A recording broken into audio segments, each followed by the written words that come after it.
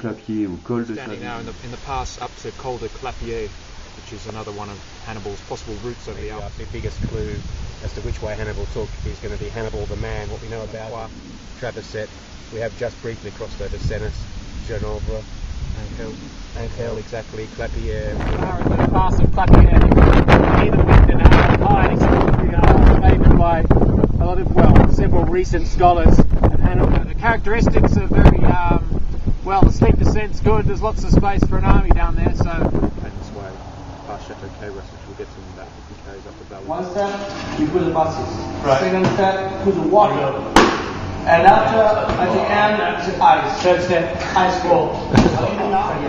C'est là-bas où il y a les kangourous.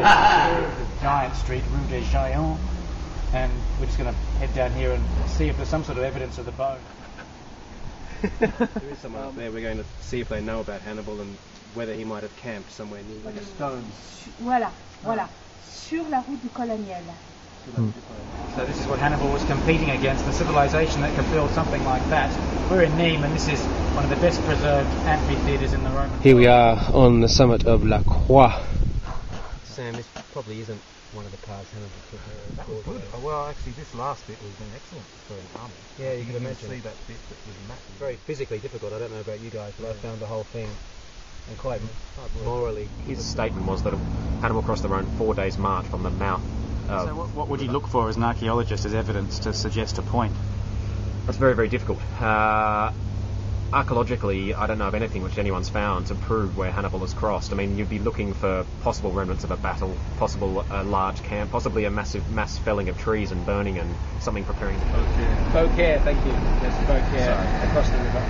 No one really knows, I suppose, where exactly Hannibal crossed, but it's thought he probably crossed between these two twin towns on the Rhone and further up the north towards Orange and Avignon.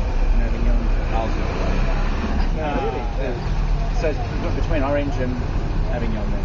No, Orange and Avignon. Between here and Orange and south. No, I thought I was saying you were south. Well, south, west. So that's why we're doing the reconnaissance. Yeah, exactly. I think the weather's going to be a big factor. Because it's just horrible, like putting the bikes on the back this afternoon. It's just frozen. Soldiers of Hannibal in 218 BC. We're going to walk straight up this valley behind the camera to Col de la Trapeset, which is one of the passes that it's believed that Hannibal made. So we had 37,000 elephants coming through here. problems here with all the passes. None of them are conclusive, and if we could find archaeological evidence, it'd be the first ever, and it would be, or maybe what's guys at the bottom of a ravine or something like that. I think that's the most likely thing which could conclude that Hannibal came.